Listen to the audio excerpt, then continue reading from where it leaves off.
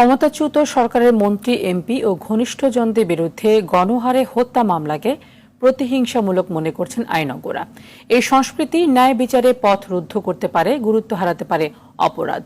Supreme কোর্টের senior আইনজীবী মঞ্জিল মোর্শেদ ও আহসানুল করিম বলেন, এই প্রবণতা থেকে দ্রুত বের হতে হবে। মামলা হতে হবে সুনির্দিষ্ট অভিযোগের ভিত্তিতে। আরো জানাচ্ছেন অধরা ইয়াসমিন।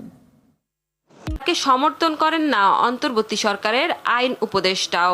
আদালত চত্বরে যে হামলা হচ্ছে, এটা কোনো অবস্থাতেই গ্রহণযোগ্য না। আইনজ্ঞরা মনে করেন, সত্যতা না থাকলে এসব মামলা বিচার প্রক্রিয়াকে ক্ষতিগ্রস্ত করবে। একজনের বিরুদ্ধে আরেকজনের প্রতিহিংসা চরিতার্থ করার যে একটা প্রবণতা, সেটাই মামলার মধ্যে মামলা যদি এইভাবে চলে, তাতে করে সমাজ ব্যবস্থা দুর্বল হয়ে যাবে, আমাদের অগ্রগতি প্রবৃদ্ধি ক্ষুণ্ণ হবে এবং এটা আমাদের জীবন সংস্কৃতির সাথে এটার একটা বিরাট প্রতিক্রিয়া সৃষ্টি হবে। মিথ্যা মামলা যেন না হয়, সেদিকে সরকারের দৃষ্টি দেওয়া উচিত বলে মনে করেন সিনিয়র আইনজীবীরা।